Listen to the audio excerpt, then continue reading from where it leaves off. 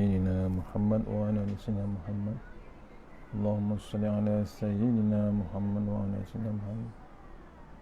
اللهم صل على سيدنا محمد وعلى اللهم صل على سيدنا محمد وعلى آل سيدنا محمد. استغفر الله العظيم الذي لا إله إلا هو الحي القيوم وأتوب إليه. استغفر الله العظيم الذي لا إله إلا هو الحي القيوم وأتوب إليه. استغفر الله العظيم الذي لا إله إلا هو الحي القيوم وأتوب إليه. استغفر الله العظيم الذي لا إله إلا هو الحي القيوم وأتوب إليه. استغفر الله العظيم الذي لا إله إلا هو الحي القيوم وأتوب إليه. استغفر الله العظيم الذي لا إله إلا هو الحي القيوم وأتوب إليه. استغفر الله العظيم الذي لا إله إلا هو الحي القيوم وأتوب إليه. لا إله إلا الله وحده لا شريك له، له الملك وله الحمد يحيي ويميت وهو على كل شيء قدير. لا إله إلا الله وحده لا شريك له، له الملك وله الحمد يحيي ويميت وهو على كل شيء قدير. لا إله إلا الله وحده لا شريك له، له الملك وله الحمد يحيي ويميت وهو على كل شيء قدير. لا إله إلا الله وحده لا شريك له، له الملك وله الحمد يحيي ويميت وهو على كل شيء قدير. لا إله إلا الله وحده لا شريك له، له الملك وله الحمد يحيي ويميت وهو على كل شيء قدير. اللهم صل على سيدنا محمد وعلى آل سيدنا محمد. اللهم صل على سيدنا محمد وعلى آل محمد. اللهم صل على سيدنا محمد وعلى آل محمد. اللهم صل على سيدنا محمد وعلى آل سيدنا محمد. اللهم صل على سيدنا محمد وعلى آل سيدنا محمد. اللهم صل على سيدنا محمد وعلى آل محمد. اللهم صل على سيدنا محمد وعلى آل محمد.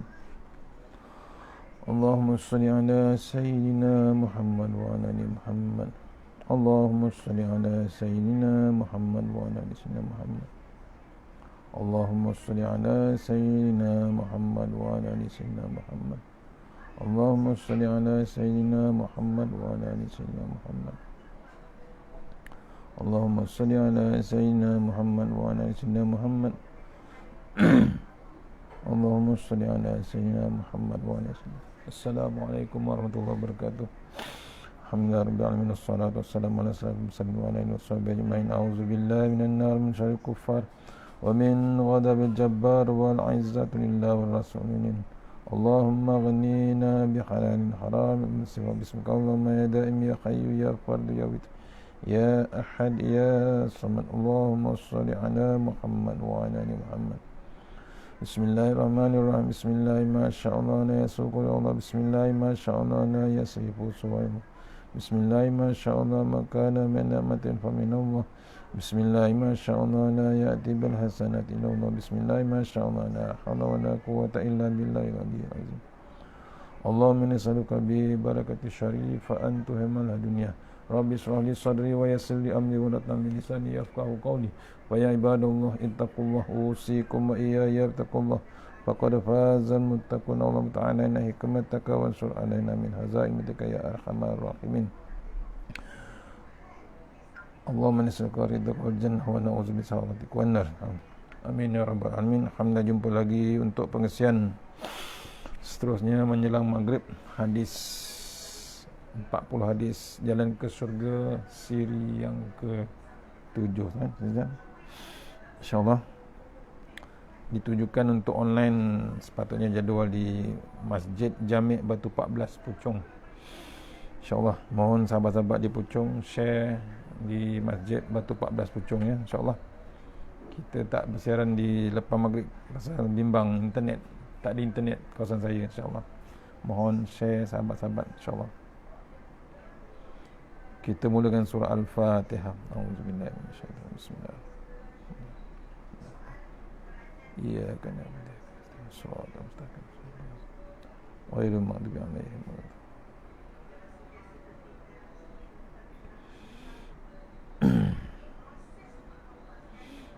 InsyaAllah share dekat Facebook, share dekat grup, InsyaAllah. Mohon sahabat masjid.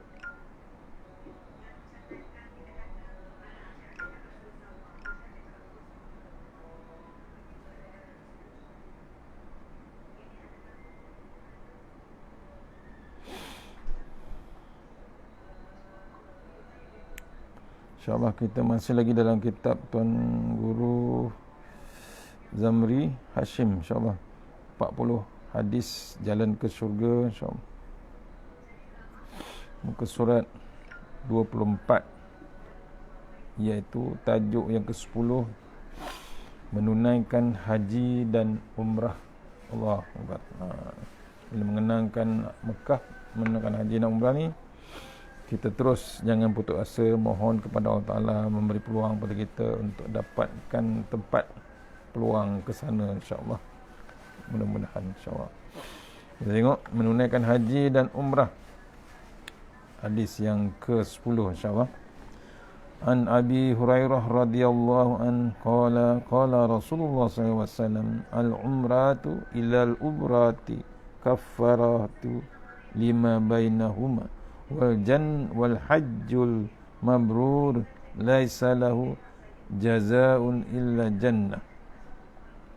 Artinya hadis ini daripada Abu Hurairah radhiyallahu an berkata, Rasulullah SAW bersabda, satu umrah ke satu umrah yang lain dapat menghapuskan dosa antara keduanya, dan haji yang mabrur tiada baginya balasan, dan haji yang mabrur tiada baginya balasan selain syurga. Maksudnya umrah pergi tahun ni, tahun depan pergi lagi, itu diceritakan dari satu umrah ke satu umrah. Sabda Rasulullah SAW dapat menghapuskan dosa antara keduanya. Hebatnya berumrah. Haji yang mabrur tiada baginya balasan selain daripada syurga. Dan hadis yang seterusnya, an Jabir, daripada Jabir radhiyallahu an, daripada Nabi sallallahu alaihi wasallam, qala al-hajju al-mabrur laisa lahu jazaa'un illa al-jannah. Qila wa ma birruh? Qala it'amut ta'am wa tibu kalam. Maksudnya daripada Jabir radhiyallahu an, daripada Nabi sallallahu alaihi wasallam bersabda, haji yang mabrur tiada baginya balasannya selain daripada syurga. Baginda ditanya, apakah kebaikannya itu? Baginda bersabda, menjamu orang makan dan baik perkataan. Dalam riwayat Imam Ahmad dan Imam Baihaqi pula disebutkan, menjamu orang makan dan menyebarkan salam. It'am ta'am wa ifsya'us salam. Keterangan hadis. Allah telah menjadikan Kaabah sebagai tempat berkunjungan, perkunjungan orang ramai dan tempat aman sentosa. Bagi menzahirkan lagi kemuliaan Kaabah itu, Allah menisbahkannya kepada dirinya dengan sebutan Baitullah. Orang yang dapat sampai ke sana akan rasa terharu, bersyukur, dan air mata akan selalu mengalir kerana merasai kasih sayang Allah dan diraikan sebagai tetamu Allah Subhanahu wa taala. Nabi Ibrahim akan mendapat saham pahala setiap orang yang berkunjung ke sana bagi melakukan umrah ataupun haji, kerana beliau yang menyeru dan memanggil orang, memanggil mereka datang. Allah berfirman di dalam surah Al-Hajj ayat 27, wa'addin fin nasi bil hajji ya'tuka rijalan wa ala kulli damirin ya'tina min kulli fajjin amik, ya. Maksudnya, dan serukanlah umat manusia untuk mengerjakan ibadah haji. Nescaya mereka akan datang ke rumahmu dengan berjalan kaki dan dengan menunggang berjenis-jenis unta yang kurus yang datangnya dari berbagai jalan dan ceruk rantau yang jauh.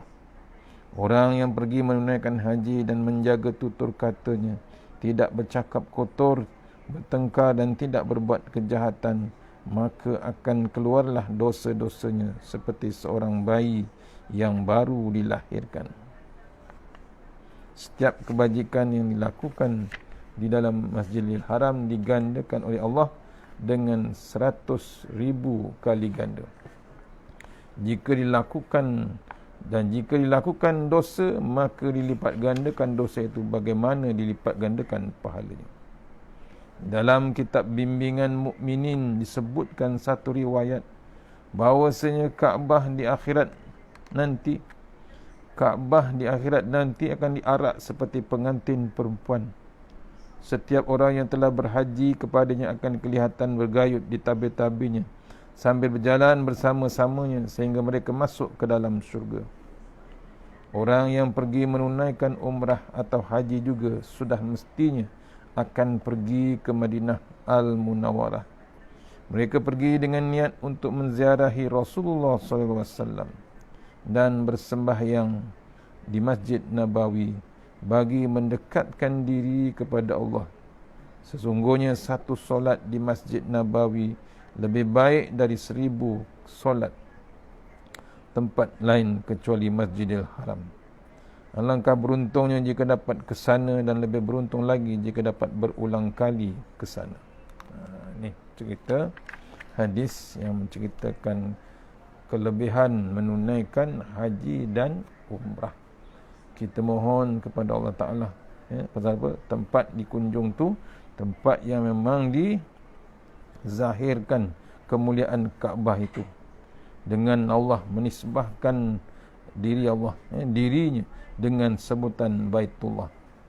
Orang yang sampai ke sana akan terasa terharu, bersyukur dengan air mata dan akan selalu mengalir kerana merasai kasih sayang Allah, kemudian diraikan sebagai tetamu Allah. Sebab tu yang paling penting, kata ulama-ulama, sebelum ke sana tu persiapan diri kita macam mana? Selesaikan diri kita dengan kita macam mana, dengan orang lain macam mana, dengan adik-beradik kita macam mana. Janganlah ke sana tak bertegur siapa lagi, tak habis, tak selesai lagi masalah di sini. Dinasihatkan ulama, ulama memberi nasihat supaya jangan kita pergi ke sana di sini tak selesai lagi. Tak kira hutang ke, gaduh ke, seteru ke, tak kira dengan kawan, jiran, adik-beradik, pastikan kita selesai. Jangan kita pergi ke sana guna WhatsApp saja, mesej saja dengan adik-beradik, aku nak ke Mekah ni, aku nak umrah ni, aku nak pergi haji ni. Mohon ampun dan maaf, kosong-kosong. Janganlah tuan-tuan. Gunalah adab akhlak kita. Kena bertenang. Ke sana mesti selesaikan di sini. Jangan ke sana main-main macam tu je. Kita tak selesai di rumah, tak selesai di kampung, tak selesai di taman, tak selesai kita di semua tempat. Terus-terus ke sana. Kita kadang-kadang dihambat di sana. Kita takut dihambat. Takut dilaknat. Satu lagi yang paling utama, yang paling penting ialah bab sumber keuangan yang kita ke sana, macam mana sumbernya. Pastikan yang betul-betul 100% halal. Jangan main ambil-ambil, jangan main hentam-hentam je, jangan main bulldoze je. Sumber-sumber yang tak sepatutnya kita ambil, kita bawa ke Mekah, bawa ke umrah, ke Madinah, tak jadi apa sebenarnya. Tu ini pesankan oleh ulama. Jangan kita main lego saja ke sana. Untuk dapatkan yang mabrur, kata tadi yang awal tadi, untuk haji yang mabrur. Selesaikan yang di sini dulu, baru ke sana. Ni kena renung. Ya betul kita register, tapi yang cantiknya kita selesai adik-beradik, selesai di rumah, selesai semua yang di sini, baru kita ke sana dengan tak ada masalah lagi. Baru boleh kita rasa terharu, baru kita boleh berasa syukur, boleh kita keluarkan air mata bila berdepan di Masjidil Haram. Kemudian kita diraikan sebagai tetamu Allah Subhanahu wa taala di Masjidil Haram, di Baitullah.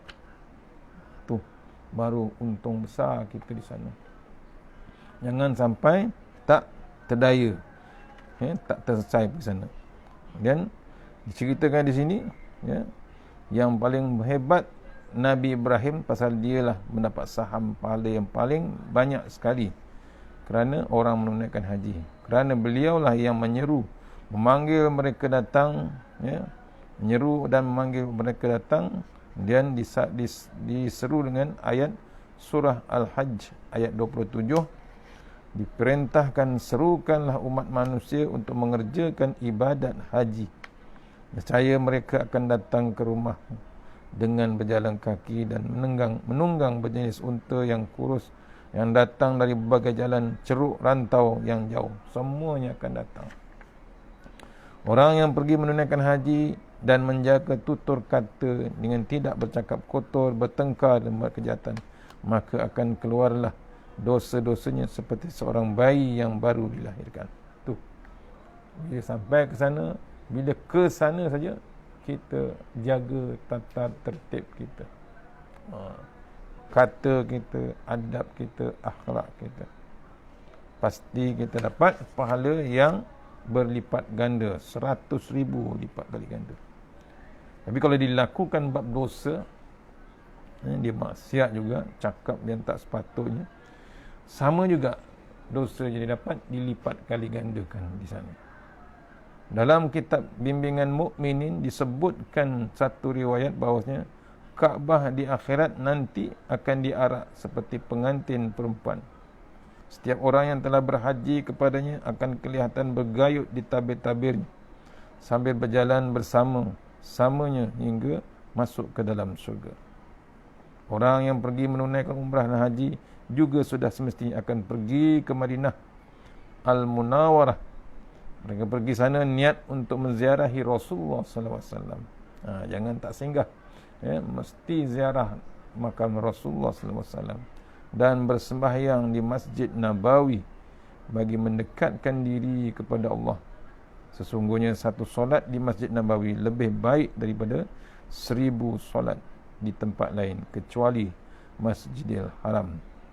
Alangkah beruntungnya jika kita dapat ke sana. Lebih beruntung lagi jika dapat pergi berulang kali.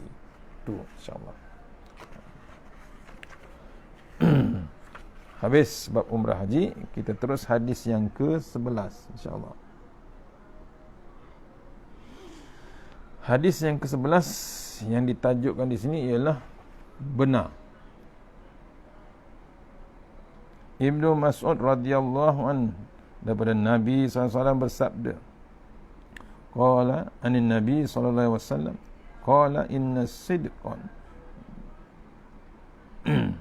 sidqan yahdi ilal birri wa innal birra yahdi ilal jannah wa innal rajula la yasdukun hatta yuktaba indallahi siddiq wa innal kaziba yahdi ilal fujur wa innal fujura yahdi ilan nar wa innal rajula la yakzibu hatta yuktaba indallahi kazzaba.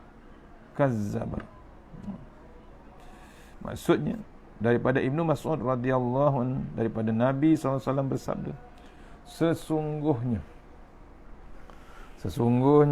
bercakap benar membawa kepada kebaikan dan kebaikan membawa ke syurga. Sesungguhnya seorang lelaki itu apabila selalu bercakap benar sehingga ditulis di sisi Allah sebagai siddiq, dan sesungguhnya dusta membawa kepada keburukan dan keburukan membawa kepada neraka. Sesungguhnya seorang itu apabila selalu berdusta sehingga ditulis di sisi Allah sebagai orang yang kuat berdusta. Ini ya, keterangan bab bercakap benar.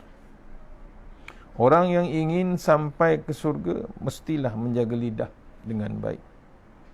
Ulama berkata, orang yang baik lidahnya akan mendapat mimpi yang baik. Setiap perkataan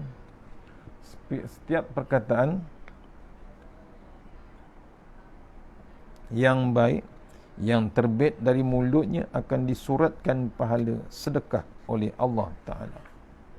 Angkara lidah yang tidak dipelihara dengan baik lahirlah sebagai dosa, seperti mengumpat, mencela, bertengkar, berkata kotor, melaknat, kemudian mengadu domba, janji palsu dan sebagainya.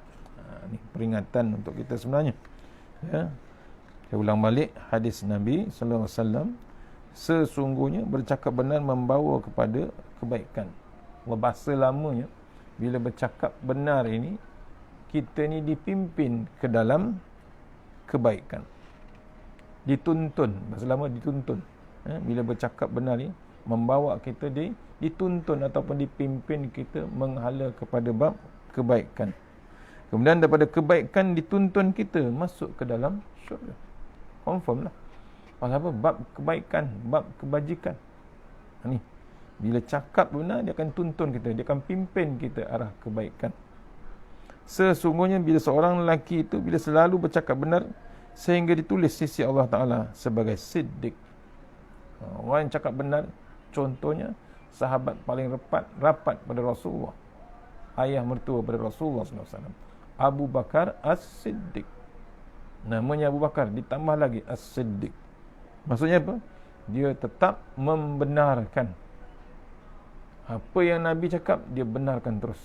Dia tidak lagi bantah, dia tidak lagi bengkeng, dia tidak lagi tak percaya. Dia tetap percaya. Kemudian perbuatan dia pula sungguh benar. Ya, semuanya dia buat kebaikan. Daripada bab sedekah sampailah dia dengan Rasulullah, dia tetap teruskan kebaikan. Itu yang digelar sebagai Abu Bakar As-Siddiq. Itu yang dipimpin terus kepada bab kebaikan. Dan daripada sebab kebaikan tu As-Siddiq dia dipimpin oleh Rasulullah terus kepada bab syurga.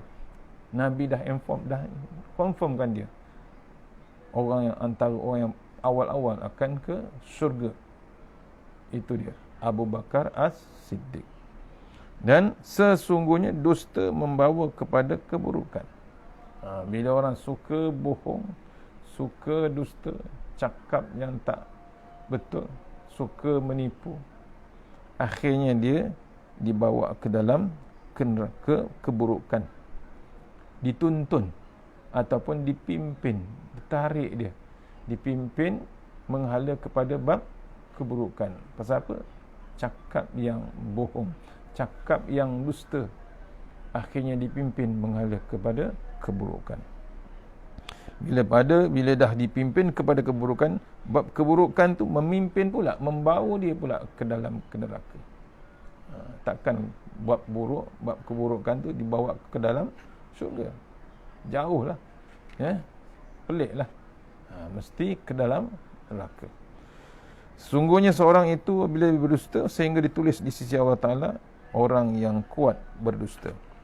Memang kata Tok Guru, cop, telah dicop, telah diidentifikan sebagai pendusta di sisi Allah Ta'ala. Orang yang ingin masuk ke surga, nak sampai ke surga, mestilah menjaga lidah dengan baik.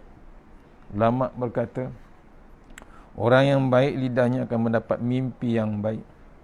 Setiap perkataan yang baik akan terbit dari mulutnya, akan disuratkan ke pahala sedekah oleh Allah Ta'ala. Angkara lidah yang dipelihara dengan baik lahirlah sebagai angkara lidah yang tidak dipelihara dengan baik lahirlah berbagai dosa, seperti mengumpat, mencela, bertengkar, berkata kotor, melaknat, mengadu domba, janji palsu dan sebagainya. Ni, dia suka bab yang tak dipelihara lidah dia, lisan dia, tak dijaga bab cakap benar dia. Akhirnya cakap yang kotor, berbuat dosa, berkata yang laknat, berkata yang mengadu domba, janji berpalsu dan sebagainya. Imam Al-Ghazali menyenaraikan hakikat benar dalam 5 perkara. Pertama, benar di dalam tutur kata. Kedua, benar dalam niat dan tujuan iaitu mengikhlaskan niat. Jika niat bercampur aduk dalam dorongan nafsu, nescaya rosaklah kebenaran niat di dalam hati. Jadilah dia seorang pendusta. Ketiga, benar dalam keazaman, iaitu membulatkan niat semasa melakukan amalan yang dengan sekuat-kuatnya. Ulang balik. Ya, Imam Ghazali menyenaraikan hakikat benar dalam 5 perkara. Yang pertama, benar di dalam tutur kata. Ya. Ya, bila nak buat kebenaran, yang pertama mesti ada bab benar dalam tutur kata. Kedua, kata Imam Ghazali, benar dalam niat dan tujuan, iaitu mengikhlaskan diri. Bila tujuan benar, ikhlas pun ada, niat pun ikhlas, dia akan jadi. Jika niat bercampur aduk dengan dorongan nafsu, nescaya rosaklah kebenaran niat di dalam hati, dan jadilah dia seorang pendusta. Tu jaga, kata Imam Ghazali. Yang ketiga, bab kebenaran ni benar dalam keazaman, iaitu cita-cita, iaitu membulatkan niat semasa melakukan amalan dengan sekuat-kuatnya azam. Menyungguh. Bila nak buat kebenaran, dia menyungguh-nyungguh. Dia tidak main-main, tidak down, tidak ke mana dia. Dia tidak 50-50, tapi dia bersungguh dengan kebenaran. Yang keempat, kata Imam Al-Ghazali, benar dalam menepati janji kepada Allah. Seperti bapa saudara Anas bin Malik yang bernama Anas bin Nadar radhiyallahu. Beliau tidak turut serta di dalam peperangan Badar. Setelah berjanji akan berjuang bermati-matian jika Allah mentakdirkan berlaku peperangan lagi selepas Badar itu. Apabila berlaku peperangan Uhud pada tahun berikutnya, beliau segera mengotakkan janjinya itu, dan akhirnya beliau gugur syahid dan dapati lebih dari 80 luka di badannya, sehingga jasadnya sukar dikenali lagi. Allah berfirman dalam surah Al-Ahzab, minal mu'minina rijalun sadaqu ma ahadullahu alaihi faminhum man qada nahbahu wa minhum man yantazir wa ma yaddalu tabdila. Maksudnya, di antara orang-orang yang beriman itu ada yang bersikap benar menunaikan apa yang telah dijanjikannya kepada Allah, yakni untuk berjuang membela Islam. Maka di antara mereka ada yang telah selesai menjalankan janjinya itu, lalu gugur syahid. Di antaranya ada yang menunggu giliran, dan mereka pula tidak mengubah apa yang mereka janjikan itu sedikit pun. Maksudnya bapa saudara Anas bin Malik ni, dia tak dapat pergi perang Badar. Dia janji dengan Allah Ta'ala dia akan ikut perang yang seterusnya. Dapat perang apa? Perang Uhud, sampai mati syahid. Pasal apa? Nak menangkan Islam. Ya, dia nak menangkan Islam. Akhirnya mati dengan 80 kesan luka liang pedang. Kesan luka tu 80. Sampai orang tak kenal rupa dia macam mana. Pasal teruk sangat kena dengan senjata. Cedera sangat. Ni contoh orang yang beriman. Dia benar, dia janji dengan Allah tu, benar dalam menepati janji kepada Allah Subhanahu Wa Taala. Anas bin Malik, ayah saudara, bapa saudaranya, akhirnya mati syahid di perang Uhud. Dia nak ikut perang Badar tapi tak dapat. Tapi dia berjanji dengan Allah Ta'ala, lepas ni ada perang, dia akan pergi. Dapat dia perang Uhud. Itu benar yang kelima, ciri-ciri daripada Imam Al-Ghazali. Yang keempat, yang kelima, akhir sekali, benar dalam amalan, iaitu persamaan gerak-geri yang batin dengan gerak-geri yang zahir. Setiap yang terdetik di dalam batin hendaklah tampak sama dengan seperti zahirnya, atau harus lebih baik daripada zahirnya. Itu. Ya, maksudnya ini, jangan kita cakap hati saja mau baik, tapi di luar macam mana.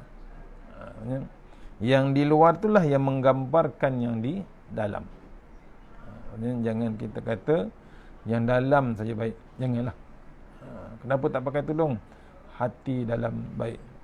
Tidak sebenarnya. Ya. Kalau hati dalam baik, dia takut dengan Allah Ta'ala, dia masih lagi nak tutup aurat. Dia tetap tutup aurat. Itu contoh.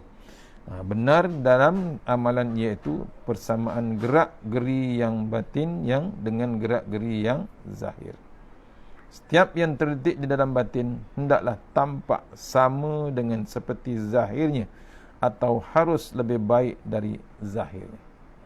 Contohnya, itu antara bab kebenaran. Saya ulang balik kebenaran pertama tadi yang disenaraikan oleh Imam Al-Ghazali, ya, ada 5. Yang pertama, benar dalam tutur kata. Yang kedua, benar dalam niat dan tujuan, iaitu mengikhlaskan niat. Yang ketiga, benar dalam keazaman, iaitu membulatkan niat semasa melakukan amalan kepada, ya, amalan dengan sekuat-kuatnya azam, bersungguh. Keempat, benar dengan Imam Ghazali, hakikatnya ialah benar dalam menepati janji kepada Allah Subhanahu Wa Taala. Tak boleh main-main. Yang kelima, benar dalam amalan, iaitu persamaan gerak-geri yang batin dengan gerak-geri yang zahir. 5 bab kebenaran yang disenaraikan hakikatnya oleh Imam Al-Ghazali. InsyaAllah tak takut dah hampir maghrib. Mudah-mudahan pengisian sebentar ini dapat kita bawa menghadap Allah Ta'ala yang memasyar, insyaAllah. Jadi bekal kita, jadi panduan kita, hadis 40 hadis yang menunjukkan jalan ke syurga, insyaAllah. Mohon doakan kami semua, tuan-tuan. Terima kasih pada Masjid Batu 14 Kampung Baru Puchong, Masjid Jamik, insyaAllah, bagi ruang. Mohon ampun, mohon maaf bersiaran awal kerana bimbang internet lepas maghrib ni tak dapat, tak stabil. Mohon doakan, insyaAllah. Mana yang terbaik, semuanya datang daripada Allah. Yang lemah daripada saya sendiri. Kita sudahi surah Al-Fatihah.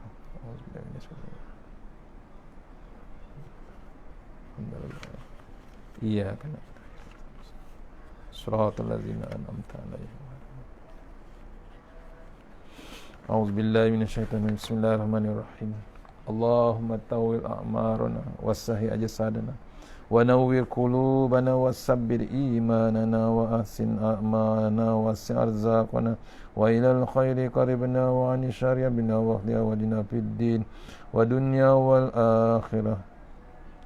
Ya Allah, panjangkan umur kami, sihatkan badan kami, terangkan hati kami, tetapkan iman kami, elokkan amalan kami, luaskan rezeki kami, dekatkan kami kepada kebajikan, jauhkan kami daripada kejahatan, tunaikan hajat kami. Tahasanna bizil wajabar wa tasanna bimalakut hallazi la yamut isrifannal bala wal waba innaka ala kulli syai'in qadir. Bismillahirrahmanirrahim. A'udzubillahi minan nar min syarril kuffar min ghadabil jabbar wal izzati lillahi war rasul minin. Allahumma ghnina bi halalin harami wa siwa. Bismika Allahumma ya daim ya hayyu ya fardu ya wit ya ahad ya samad. Allahumma shalli ala Muhammad wa ala ali Muhammad.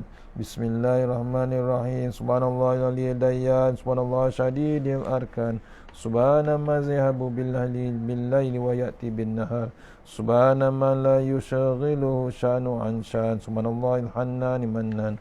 Subhanallah musabbahi fi kulli makan. Bismillahirrahmanirrahim. Bismillahirrahmanirrahim. Asma. Bismillahirladzi la yadurru ma'asmi azam. Bismillahil kafi. Bismillahil mu'afi. Bismillahirladzi la yadurru ma'asmi syai'un fil ardh wala fis samai was samiul alim. Bismillahi ala nafsi wa dini. Bismillahi ala ahli wa mali. Bismillahi ala kulli syai'in atani rabbi. Allahu akbar, Allahu akbar, Allahu akbar, Allahu rabbi la usyriku bi syai'an nazajaruka wa jalla tanaruka wa taqaddasat asma'uka wa la ilaha ghairu. Allahumma inna a'udzubika min syarri kulli jabbarin anin wa a'udzubika min syarri kulli syaitanin marid wa min syarri qada'is su wa min syarri kulli dabbah anta ghizu min asyati anna rabbi ala siratin mustaqim. Rabbana atina fid dunya hasanah wa fil akhirati wa qina azabannar. Wa sallallahu wasallam alhamdulillahi rabbil alamin. Insyaallah jumpa lagi siapa yang berpuasa, mudah-mudahan selamat berbuka puasa. Assalamualaikum warahmatullahi wabarakatuh. Insyaallah.